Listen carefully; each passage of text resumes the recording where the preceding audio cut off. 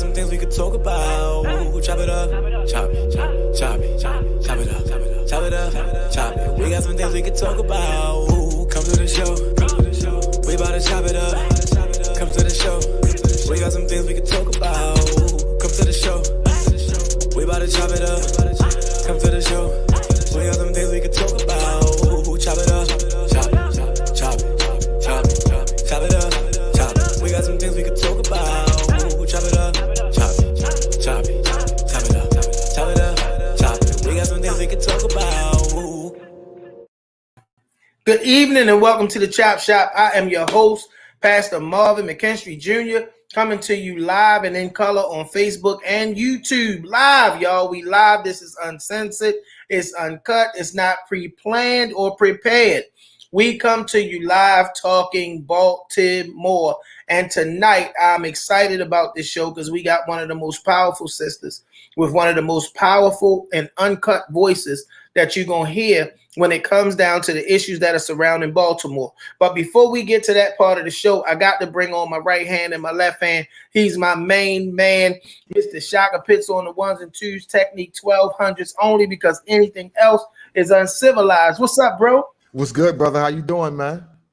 I don't know what's good, but I'm gonna tell you what ain't good. That Delta variant, brother. I'm gonna tell you. Hey, listen, man. Listen.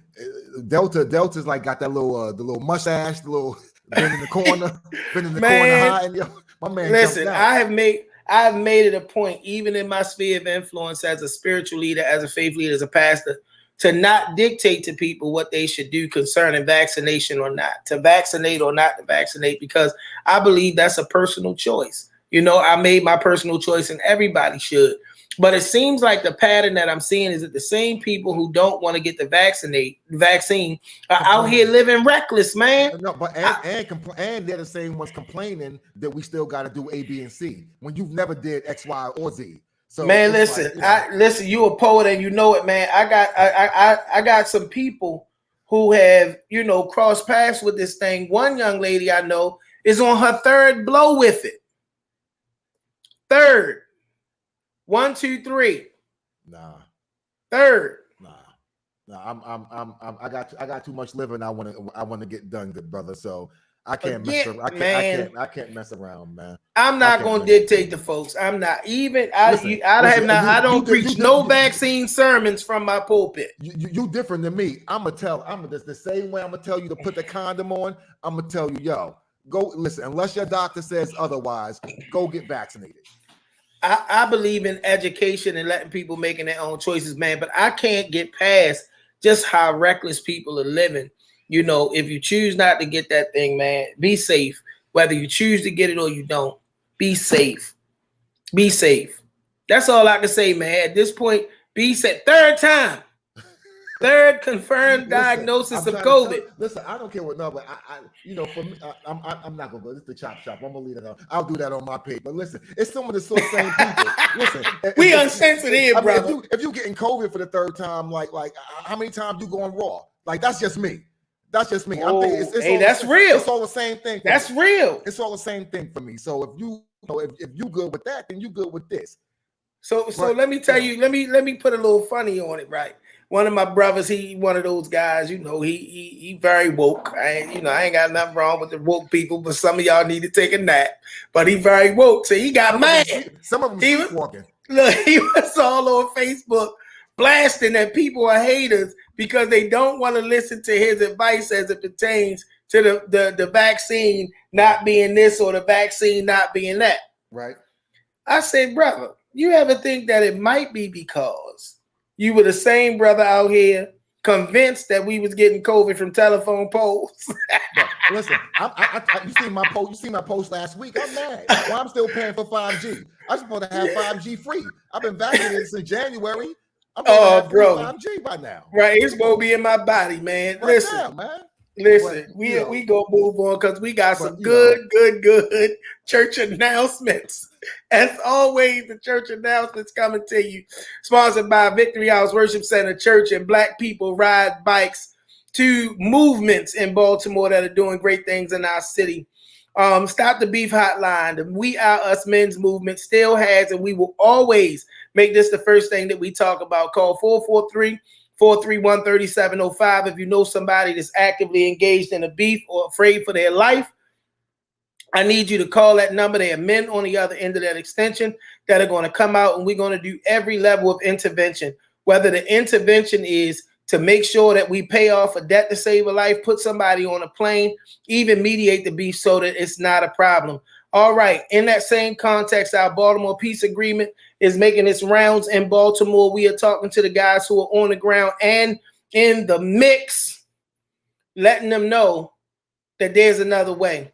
Our Monica Simple, there's a 10-point plan associated with the peace agreement. They reading, they signing off, but essentially we saying, even if you got to eat in the streets, you ain't got to die in the streets. Community Day. You see the big emphasis on unity. We're not calling this a back to school day.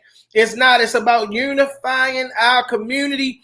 We have unified. Victory House Worship Center Church has unified with the IC Nation. We have brought together the leaders of these 5 communities that once made up the Lexington Terrace Poe Homes community and now are known as Callaway Road, Vintage Gardens, the Poe Homes, Poppleton now, and Towns at the Terraces. And we are going to be out there Saturday, and we're going to have the grills burning, moon bounces going, the DJ rocking, and we're going to bring our people together right in the 800 block of Lexington Street. Somebody referred to it as Afghanistan because it has been quite a few incidences of crime and murder down there, but we're going to show people the love that's never been talked about. And right there with me, live and in color, is going to be the great men of the We Are Us movement. We are starting at 11. They are going to be there at 12, from 12 to 2 in the community with love and resources. Bring your kids down there to get book bags.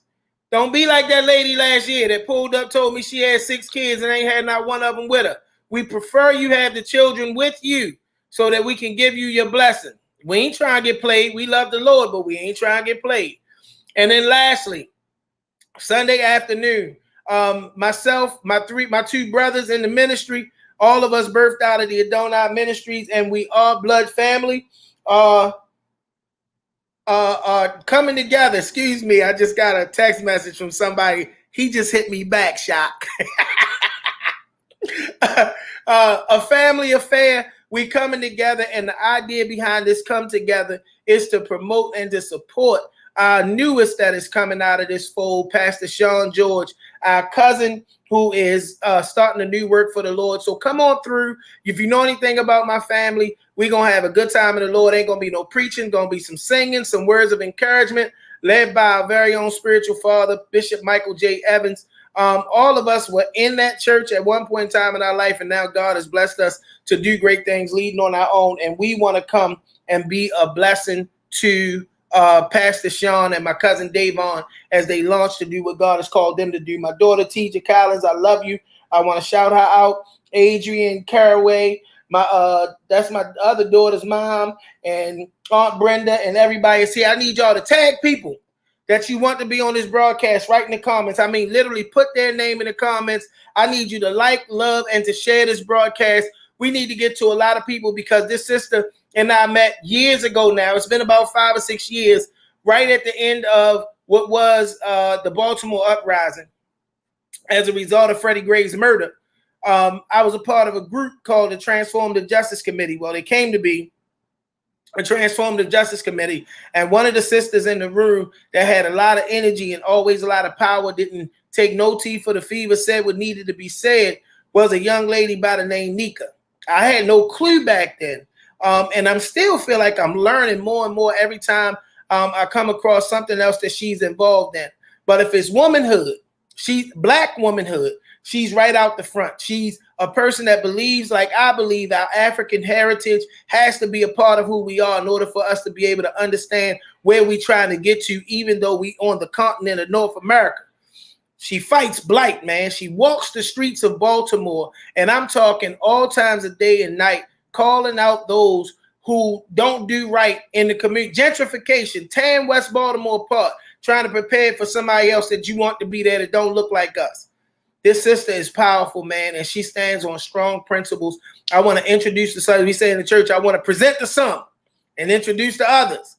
My friend and my sister, Miss Nneka Nnamdi. Nneka, how you feeling today? I'm feeling good. I'm feeling good. You done got me pumped up. You done got me pumped up. Got me pumped. All right, let's get the smoke. Yes, sir. Now listen, this is also one of the most educated young women that you're gonna find out here. She's a Morgan alum, you know what I mean? And literally, when I say a powerhouse, why don't you tell the people a little bit about who you are and some of the things that you're passionate about in Baltimore? Sure. So really, right now, our focus is the Fight Blight, Bmore, which is an economic, environmental, and social justice initiative aimed at remediating blight, which is the presence in community, especially in concentrations of vacant, abandoned, dilapidated, underutilized, and misutilized properties. And then the second piece of the work that we're doing is the Stop Oppressive Seizures Fund, which I'm a co-creator of, where we are working to disrupt those things that erode Black land sovereignty and rights. We're also working to dismantle those structures while we decolonize our understanding of what real property is. Because the reality of it is we are sitting on the land of indigenous, the indigenous folks of this country.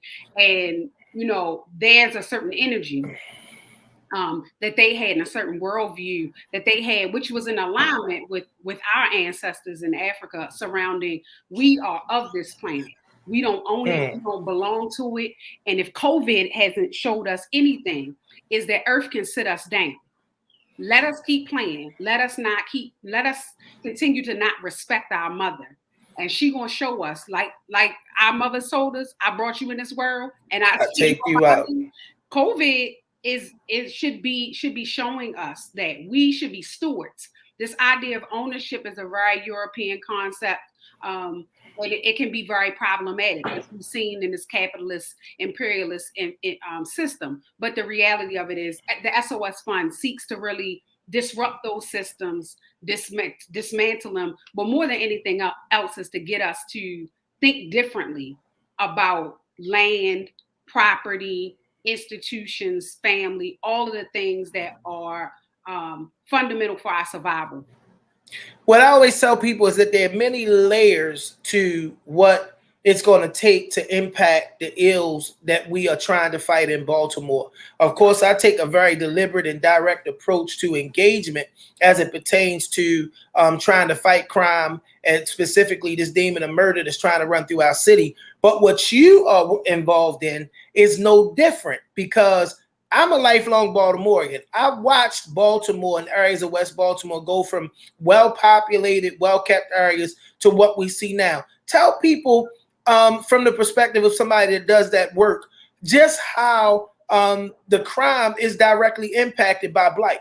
Sure. So number one, if you think about it, if you live in a neighborhood, we let me go back and say it this way. One of our elders, Dr. Coco, said, if a child has to walk past 29 vacant properties on their way to school, they've already failed the first grade. Now, that's not because there's anything innately wrong with the child or the child's ability or capacity to learn, but the conditions that they're going to have to traverse in order to get an education, in order to learn, in order to grow, in order to thrive, are such that many will not overcome them. The conditions are just insurmountable. And if you think about it, as a child, if you go outside and you look at your neighborhood and it looks like a literal war zone, and you can go to the other side of the city, not even that far from you, and see well-manicured lawns and rec centers and houses that are in great condition, you start to internalize that level of low self-esteem, or that internalized, what becomes a part of our internalized racial inferiority complex, shows up in how we treat each other.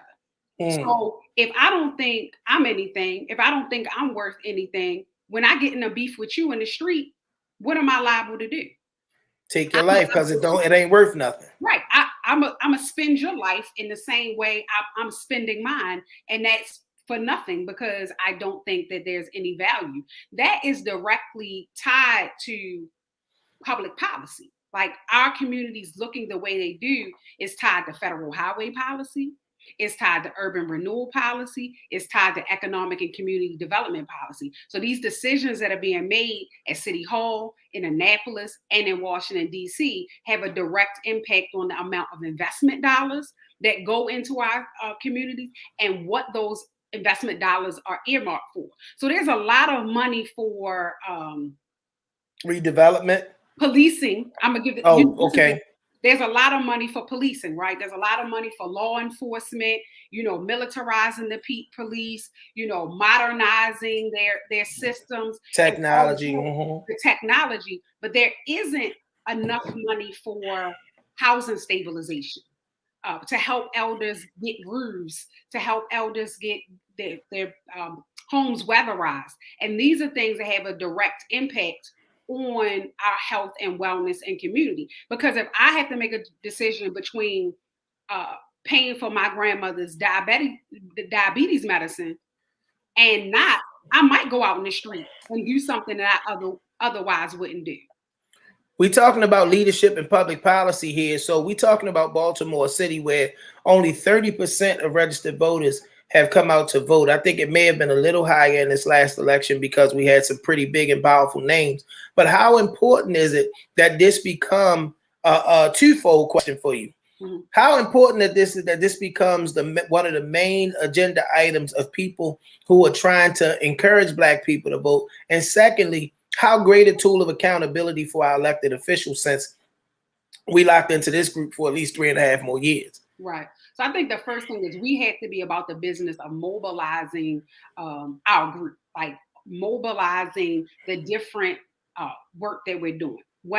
So we're working right now with Black Yield. So they are, farmers and, doing other kind of urban agriculture. But I also work with people who are doing housing development. We work with folks that are doing, addressing the issues of the digital divide, because all of these things come together. So we have to be mobilizing around a platform. We have to stop electing people and listening to their ideas, because most of the time what I found is the ideas, the policies they coming up with, not coming from them.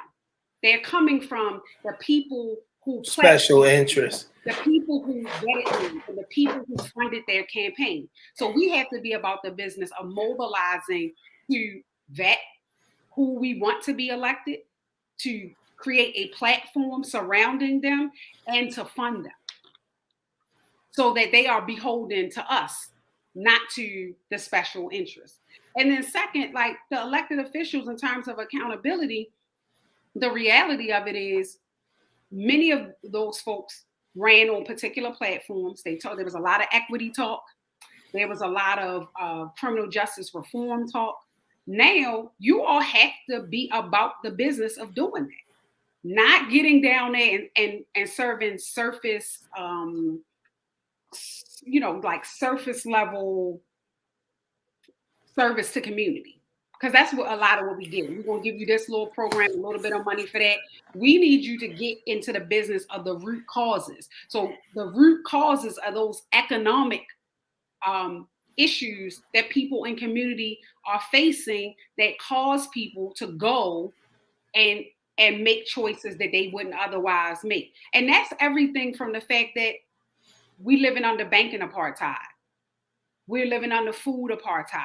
It's all of these things that are impacted by public policy that those elected officials have to be about the business of addressing. Not just the surface, not just the murder rate, not just the amount of shootings. You have to get to the root causes of those issues. And the root causes of those issues isn't that somehow we're more innately violent. It isn't, any of those things. It really is the lack of humanity that has been shown to us over the last 5 centuries. And that is manifesting in the street, right? That is manifesting in the street, but it's being done by policy. It starts with the policy. You're on Live with the Chop Shop. We come to you every Thursday at 6 p.m. via Facebook Live and YouTube Live. And we on today with Miss Nneka Nnamdi of Fight Blight, Bmore.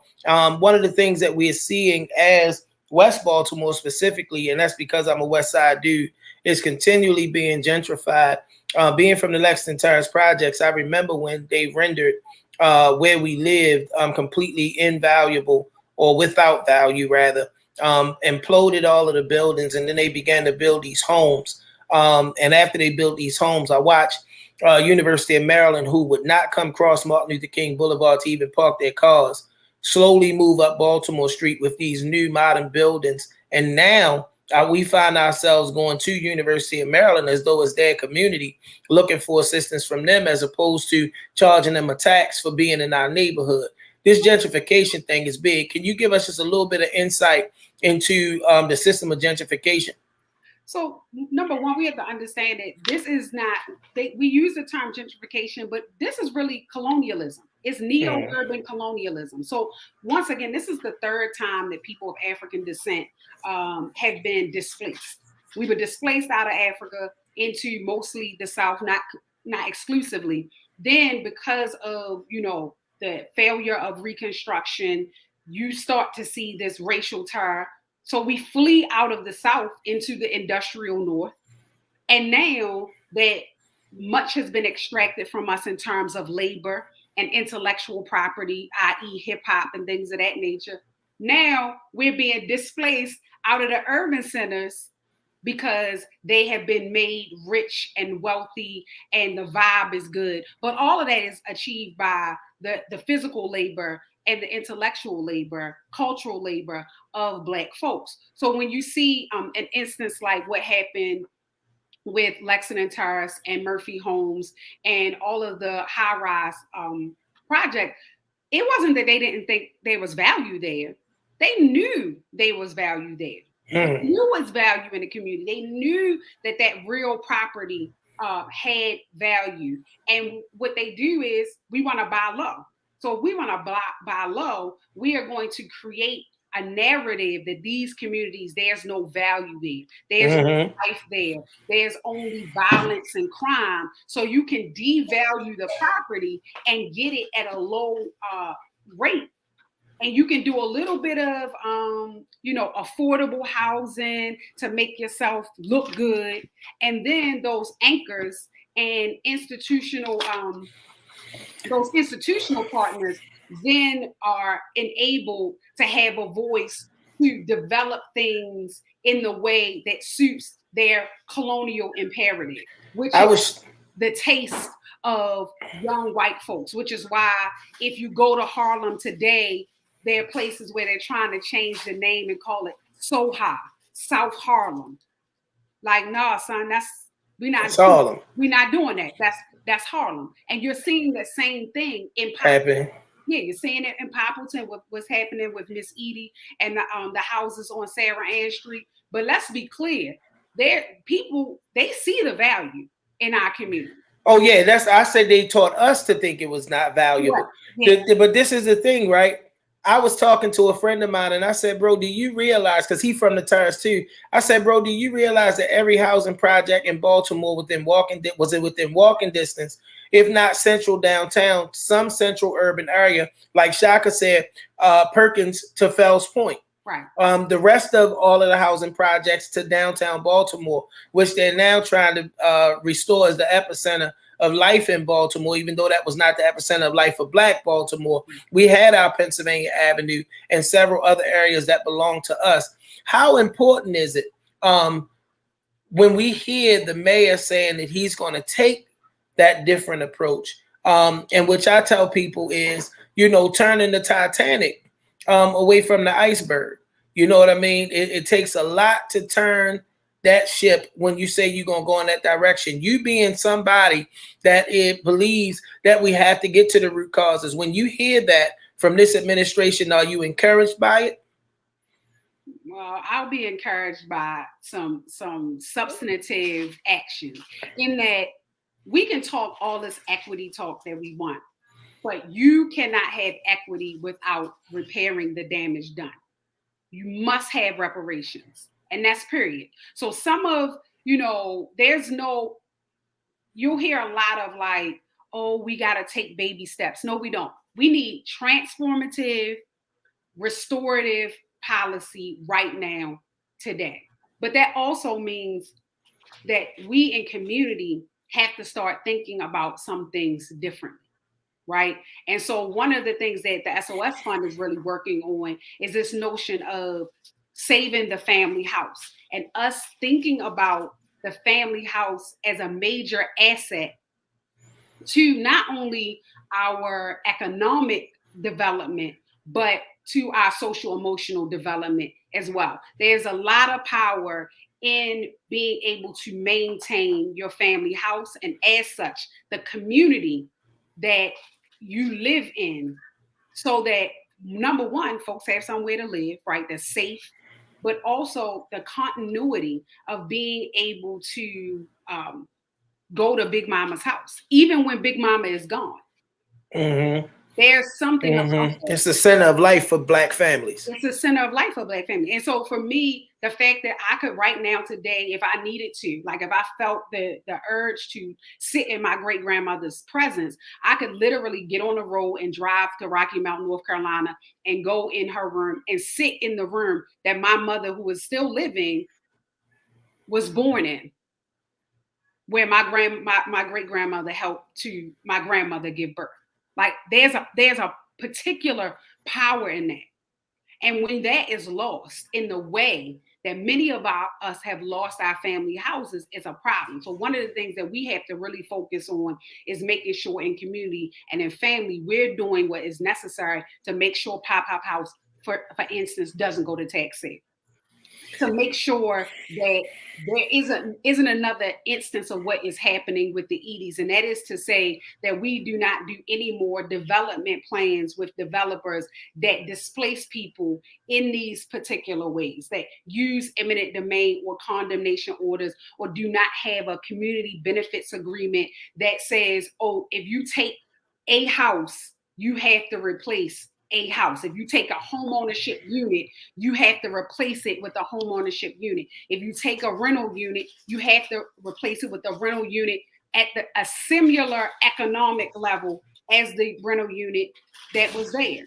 We have to be about both of these things. So we have to continue to hold the mayor and the city council and the housing commissioner and the folks at BDC, all of these folks accountable to this notion of equity, which means repairing the damage done, while also shifting our focus and shifting our understanding that there is value in these neighborhoods. Best believe these folks would not be coming from DC, they coming from Texas, they coming from New York, they coming from all over to live in Baltimore. The average sales price of a house in DC right now is something like $575,000. Many people who work in DC and want to live in DC can't afford that. The MARC train station at West Baltimore, right, which is not too far from Poppleton or Harlem Park or Lexington, you can buy a house over there for $30,000, put $200,000 in it, and sit pretty and ride your bike to the MARC train station and go on the Union Station in DC to your job. So other people are seeing value in our neighborhoods, and we like, oh, that house ain't worth nothing, I don't want to lay down there. They ain't worried about the crime in that way. Crime is being used by developers as a mechanism to bring down property value. Absolutely. Property value to make it easier for them to acquire them cheaply. And they constantly building. Like, that's the thing that gets me, is that, you know, we are missing the message in the sense that we are trying to be on the first thing smoking to get out of there because we're believing the narrative about crime. And don't get me wrong, because I know I come from Lexington Terrace. I sit at the table in a lot of the conversations surrounding Miss Edie and that situation. The part that gets me is how difficult it is to help people who are from the community understand that the grass ain't greener in Woodlawn. It ain't greener out in Randallstown. Let me just say it like this. Our folks left, some of them who could, you know, in the post 1960s and the early 70s, those who got, you know, the little couple jobs and the little things from the civil rights movement, moved to places like Woodlawn and whatnot. Mind you, they paid too much for those houses in the first place, right? Because of steering, because of block busting, because of, you know, subprime lending of its day, you know. Then they follow white folks up to Randallstown, paid too much for those houses. Then they followed them all the way out. Now they moving out Carroll County, out Westminster. These folks are selling houses at $600,000 that they bought 30 years ago for $200,000, buying a house down the Eastern Shore cash, and buying their kids and grandkids houses right back in the very neighborhoods that they ran out of to get away from Black people in the first place. And now you stuck out, your Black self stuck out Westminster and Carroll County with a $600,000 mortgage. They got money left over. You can't miss one mortgage payment. And your kids are going to school in places where people hate them. In places where 40 years ago you couldn't be caught after dark. We gotta get smarter. We have to really understand that the wealth is in our community. And yes, we have problems. We have to address them. We need to go to therapy. We need to, call the number if you know somebody that's beefing. Just like you said. But we have to do the work within ourselves to dismantle the anti-Blackness and the inferiority that we feel, that we are willing to continue to buy into this notion that our neighborhoods are trash. No, they're not. They're not. You on Live with the Chop Shop. We come to you every Thursday at 6 p.m. live on Facebook as well as on YouTube. You can look us up on YouTube. Our page is called the Chop Shop. Bmore. We talking to the very powerful, very thought-provoking, if you listen to this conversation, Ms. Nneka Nnamdi. Nneka, I got another thing because you talking about refocusing and changing our approach to some things. One of the things that I have, I'm fed up to my neck in, and I believe we have overdone is the nonprofit industrial complex. I have a problem that people want to continue to create more programs when if programs were going to be our salvation, we would be free because there are so many. The issue that I'm having with it is the same minds are not coming together to create businesses. Businesses that I was talking to some friends of mine. We've been getting together since our Lexington Terrace reunion. Some guys I grew up with. I said, man, we got to go and we got to buy as many storefronts on Baltimore Street as we can. Not particularly to put what we consider what Black people want in them, but we gotta go put the juice bar in there so them white folks can give us their money. We gotta go put the coffee shop down there so them white folks can give us our money. Then we'll have the capital to free our people. We drink juice and coffee too, brother. But I do. I get you. You know what I mean. You know what I mean. But that's absolutely the case. I think part of what we have to understand is the nature of American philanthropy was a way for people who exploited folks' labor and got rich doing it during the Gilded Age to, one, avoid taxes, to lower their taxes, and two, to change the narrative about the theft and oppression and exploitation of people's labor. And nothing has changed. You have these large institutional nonprofit, you have these large philanthropic groups, foundations, and nonprofit institutions, and all they're doing is exploiting the pain of Black people created in previous generations.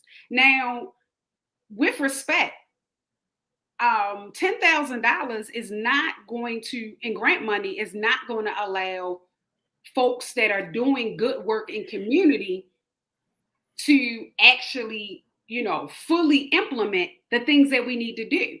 Nor is taking time to write these grant applications or these grant reports. Because number one and two, a lot of what happens is they steal your ideas. Mm-hmm. Or they give it to the person they got relationship with that you more qualified than. Or they give it to the person who they know they can leverage. The person who is not necessarily in good standing with community or in good feeling with community that they can manipulate. And so we have to be really clear about that when we take the money. We have to be willing to walk away from money. We are definitely, there are a number of social mission driven businesses, the Terra Cafe, Legendary Cafe, City Weeds, Rioxy. There are a number of us that are working like with and through collectively to really start to work together cooperatively and collaboratively on some of the things like you mentioned, like starting to purchase property, so that we can do the work economically, but also do the social mission driven work that is needed in our community. But we have to be clear. A lot of stuff is not clear because we don't know the history of how we got here. Let me push this at you, because the thing that, and this is something that I've said as it pertains to the faith leaders, we, in that way, even like what you said now, we become the next exclusive group of Black people that is at some table involved in. When are we going to begin to build the institutions that says any Black person that want to know can come and be a part of this process, as opposed to another subsect of Black people, meaning the Terror Cafes, the City Weeds, and all of that group, to say, no, anybody that wants to come to be a part of this, getting this information so that we can build this thing to scale and take over more of our city. When we going to do that? I tell the preachers that. I think we are doing it to a degree. I think you have that think tank type of group in collectively in the work that Jamie Wooten is doing and putting out that information about how philanthropy is not being appropriately used and what, how we can work together to do group-based funding. But you also have, LBS, who, is on the political and policy side, is teaching folks what policy making is like and what is happening in terms of state level, mostly policy making. But you also have the Sankar Hamer Academy out and Brother Eric Jackson out of the Black Church Food Security Network and Pleasant Hope Baptist Church that is doing that political education, along with, there's Nnamdi Lumumba and the People Eugene's Party that's doing that political education and mobilization. I think part of the problem is, or the challenge is, a lot of folks are doing a lot of things, but folks got their head down working.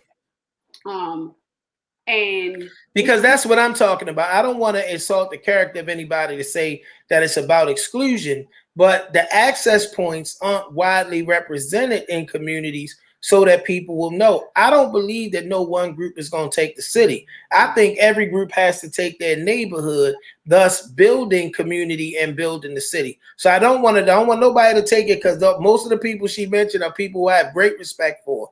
But I'm saying the access points, so where somebody is saying, hey, this is where this information is, and we all need to gather here at this particular time so that we can share this information. Right. Yeah, I think that's one of the challenges. To be honest, we have to have those spaces. But then also think about it. Where can 500 Black people get together in Baltimore and have a secret Negro meeting? It should be at the 2 HBCUs here.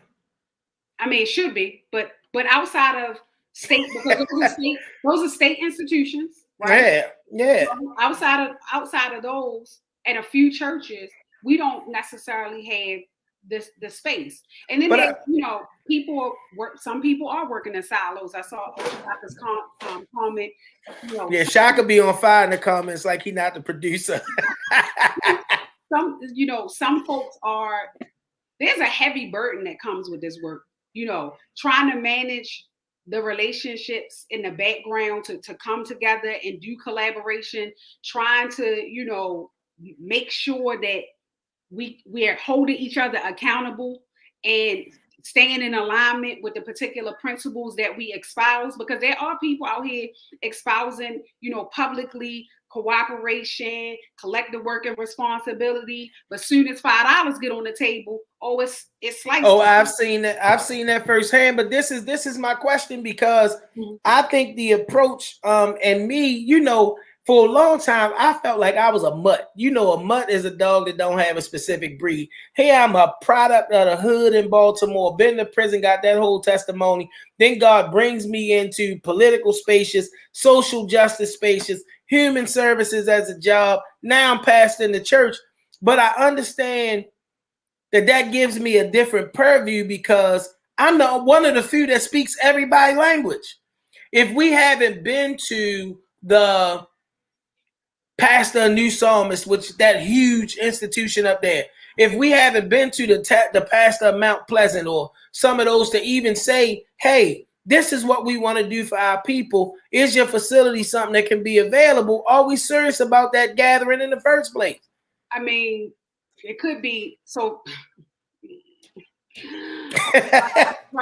try be peaceful. So, I want you to be Nneka. All right, well then look, it's a lot of respectability politics that are in play that keep folks from working together.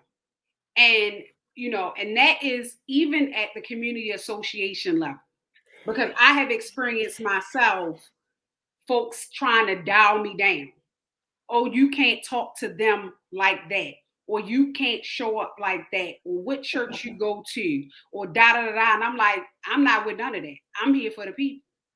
And so some of what has to happen is some of the folks that are in these storied institutions got to recognize that, one, this ain't 1965. And they killed King in a suit. And they killed Mega in a suit. And they killed Martin in a suit. Like, we're not doing that anymore. So what happens is people do approach some of these folks and they do attempt, and they get this very anti-Black, very you gotta show up, this gatekeeping, and folks don't have time for that. So we go around it, and we end up linking up with folks like yourself. We end up linked up with LBS, and we keep pushing, and we try to get into places where we're accessible to folks, right, to everybody, to a cross section.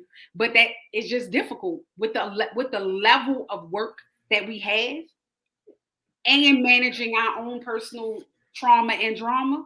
It can be difficult. I think one of the biggest issues in Baltimore is Black elitism, because even as we begin to talk about varying institutions, it's easy to call out the white institutions that have been established, but I don't see the HBCUs in Baltimore on the front lines of Baltimore's issues, even if those were issues that were surrounding education. And many of the teachers that are in Baltimore public schools come right out of those institutions. I see them at the Greek rally. I see them up there when it's time to rep their for sorority or their fraternity, but I don't see them on the front lines doing that work. And those that are, we appreciate you. We thank you. And not to just say the HBCUs, but we do have the Black church. My personal philosophy is that the thing that's hurting us the most ain't a murder rate. It's not political corruption. It's a lack of unity, because our constituency don't have the strength to challenge in the places and the spaces. What, from your perspective, as somebody who I have great respect for, who I know your work, I know what you do, what, from your perspective, and I ask all of my guests who I have that level of respect for, what gets us beyond the trauma, the drama, the separatism, the elitism, to a place where we can unify? Because we're everywhere now. We're in politics. We're in the largest churches in Baltimore. We everywhere. Right. What do we got to do? One of the things is we lack, because we are disconnected from our history, and I mean pre-colonial history, before we got here. I got you. Some of us lack and being able to imagine us working together, lack the imagination to see how we can do these things without the acceptance or appreciation or comfort of white folks. And because of that, it makes it difficult for us to be unified, because many of us are still trying to have proximity to whiteness, or think that our way to liberation is through white institutional power. And so the number one thing we have to do is correct this lack of understanding.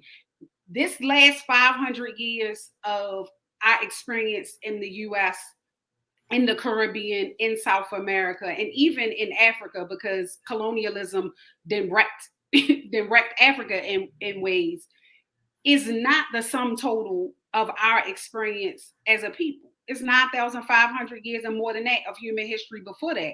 And we need to get an understanding of that. Plus, we have to get an understanding of, think about it. We a lot of times hear folks say desegregation was the worst thing that happened to Black people. And the reason they say that is because prior to, Brown versus Board and all that, we had multi-income, multi-type, we saw all the different types of Black people, from the bum, right, to the school teacher, and we had to the lawyer, to the doctor. We had access to all of those different types of people. We had access to people of all different types of spiritual, whether it was Nation of Islam, whether it was the Black church, whether it was Shango Baptist, whether it was Hoodoo, whether it was Nodu. We had access to all of those people. We saw, we felt, we were fed by all of those people in our community. And now we're spread all over the place, and we don't have that community continuity. And so one of the things that really gets in the way of our ability to unify is the lack of imagination about what we are capable of, because we don't know what we have done. Even in the last 500 years, we don't know what we've done here. We don't know that, for example, 407 West Franklin Street was the Mutual Benefit Society was owned by a Black man who had a savings and loan and an insurance company right here in Baltimore. That building still stands. So we don't think about how we can work together, because we don't often know how we have already worked together. And so one of the things we need to really focus on is learning our history, but also we have to recognize our cultural gifts. We always talk about we breaking ancestral curses and all of that and familiar. Yep, all of that's true. But we also have to tap into our ancestral gifts. What did they do well? How do you Martin Luther King and them took money from hoes and housewives. Don't get it twisted. Be clear. They didn't think, we have to stop this notion that we all got to be the same. Unity is not about uniformity. I heard Brother Imhotep say this. Right. Unity is not about uniformity. It's about being focused on a singular purpose, the liberation of Black people. We can come at that from all different levels. We need to. Yeah, because we're not all gifted the same. We're not all gifted the same. And we don't have to do everything. Everybody doesn't have to do everything. You get to be a specialist. You get to specialize in your thing, and you should have a team. And we should be all working together toward these specific aims. But part of it is we got to get this notion out of our head that we got to have white people. White folks got to feel comfortable what we talking about. I don't care about their comfort. I care about our comfort and our ability to heal ourselves from what we have been experiencing, our ability to work together. And I know for a fact that we do not need anyone outside of our community in order to get ourselves together. Now, that doesn't mean we don't have to work with other people to deal with the political stuff, to deal with, criminal justice reform, to deal with educational issues. That's not what I'm saying. But in terms of us working together, in terms of us solidifying what we need to be doing, a platform to go forward, we don't need anyone else. And we do not need other people's cultural technology. We have our own. We don't need no singular leader. Black people don't do that. We don't do single-headed leadership. We rule by council. So while we have organizations, because we've embraced that culture.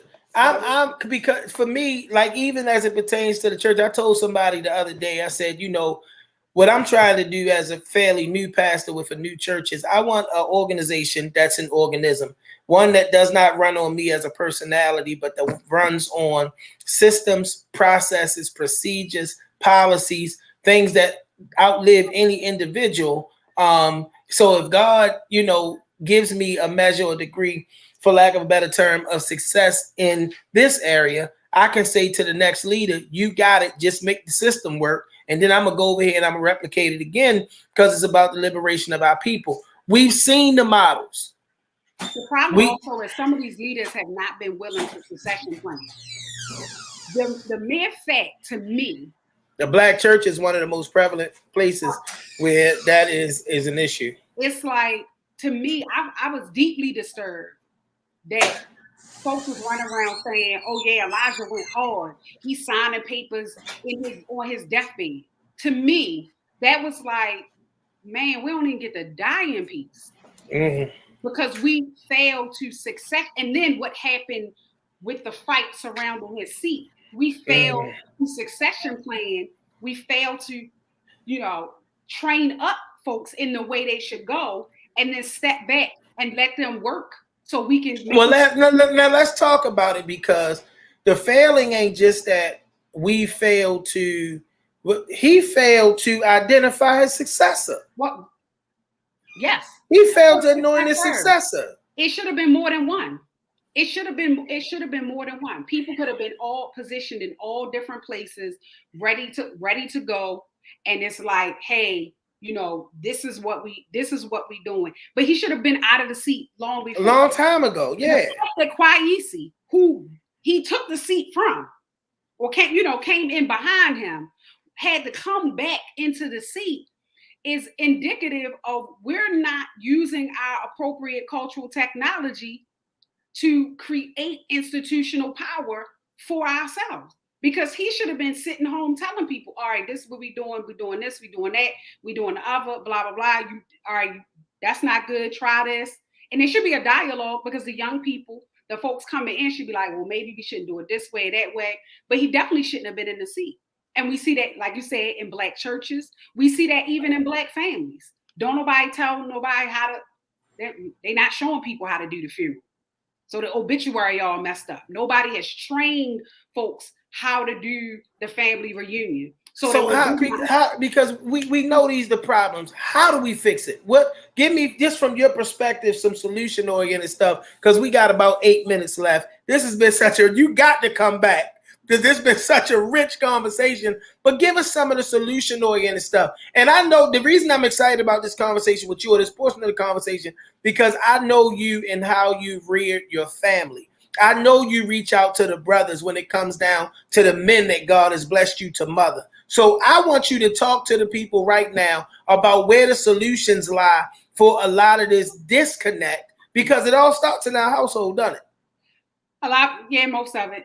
But, the households is affected by the outside. So one of the things that is really important for us to do is learn your family story. That is very key, because not only does it inform you about where your family assets are, where your family gifts are, and where the family challenges might be, it also informs you about how you react to certain things that trigger you are related to your family story. It is important that we know our family story. And in that regard, having these dialogues and healing relationships in our family. So use community mediation. It's there. It's not just for businesses. It's not just for organizations. It is for challenges that we are having with each other. Use it. Make sure you go and look, we gotta go to therapy.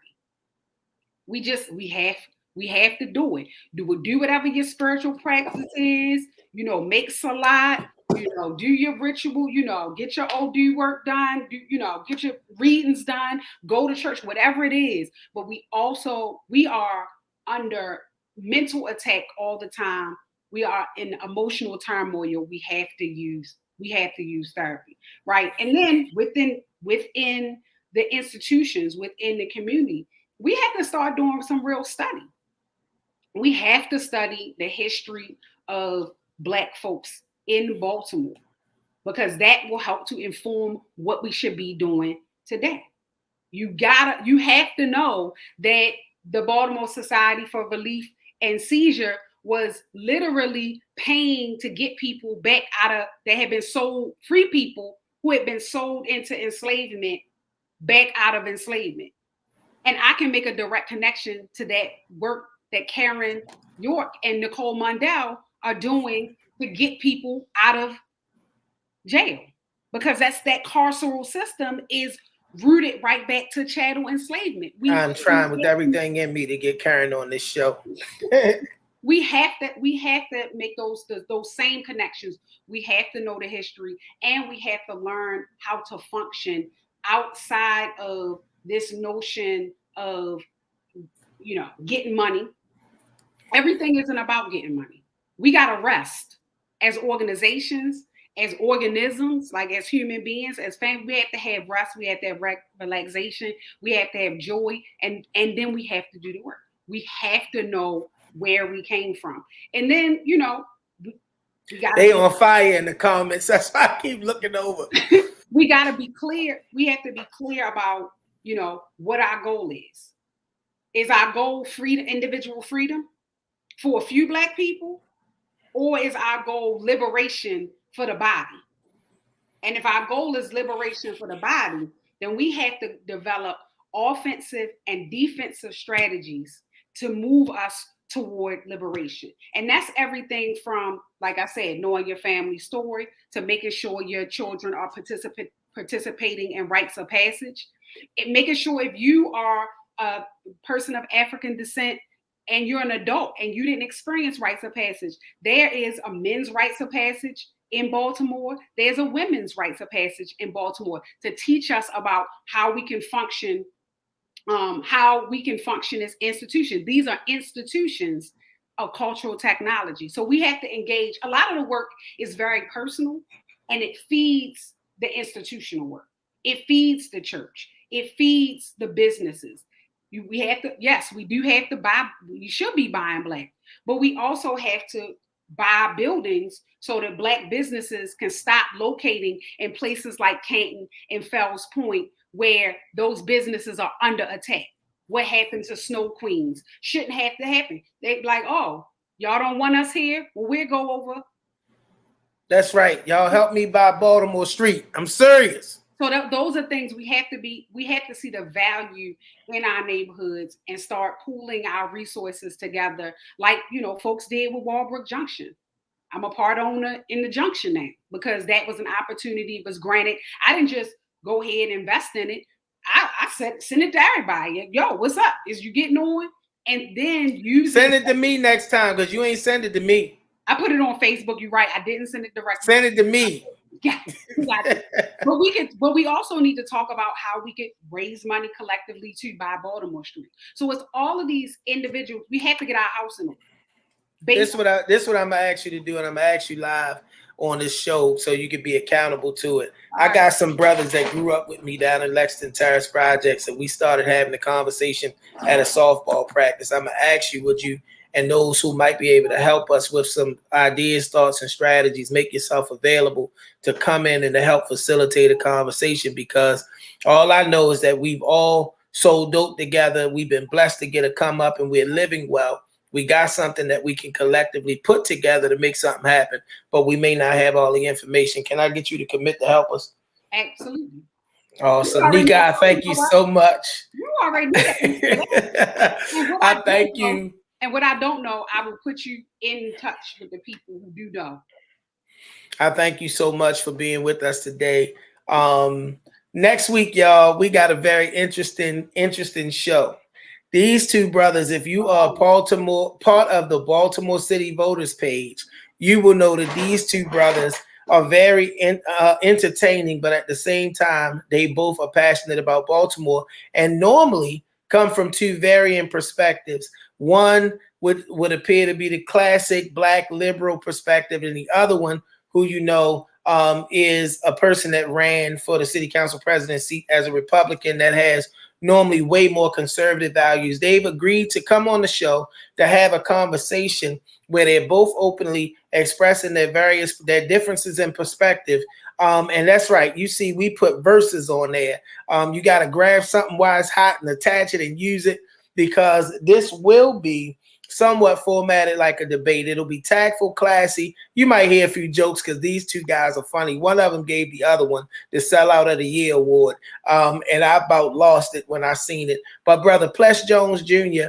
and our very own friend of the show who's been here multiple times now, Mr. Giovanni Patterson, are going to come on and we're going to talk Baltimore from two varying perspectives. You will not want to miss this conversation, whether you find yourself on the liberal side or whether you find yourself on the conservative side.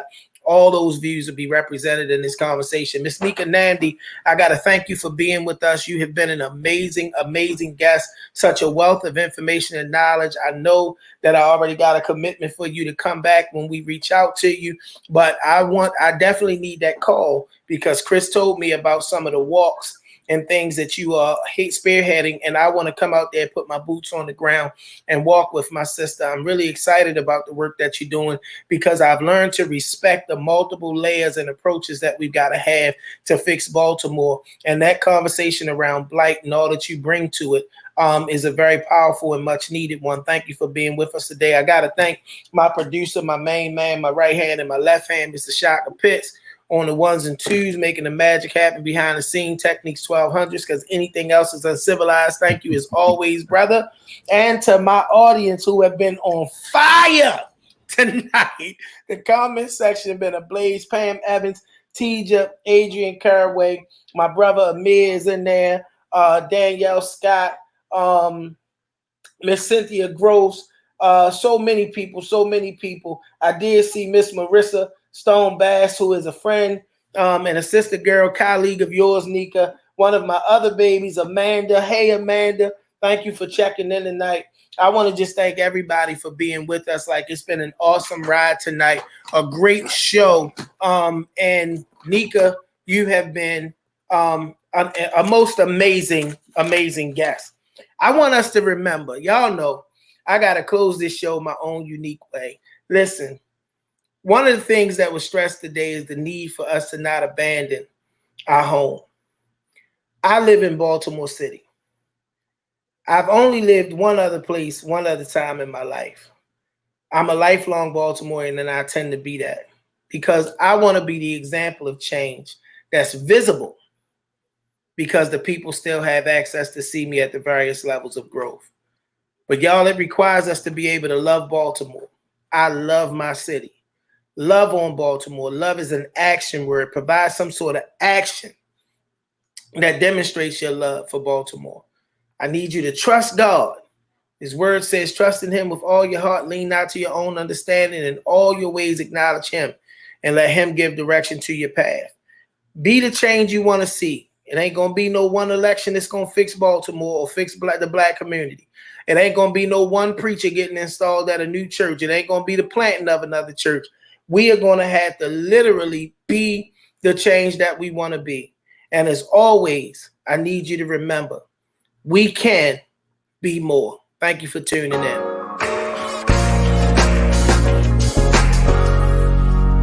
I can be more. There's nothing that I can't achieve if I just believe. You can be more. You can make every dream a reality. We can be more. Be more, be more. Yeah. I can be more. I wake up every day and try to be more. I pray I be more. It's easy to achieve anything you believe. Like, hold your head high. Girl, you got a reason to breathe. I see it rare mine. Boy, you got a reason to dream. Let's take flight. Give the children a reason to see redemption. We grow up in the jacks where it's evil and wicked. Where the people with success don't want to send you a visit. But we still finna make this life worth living. Now throw your hands to the sky if you feel it.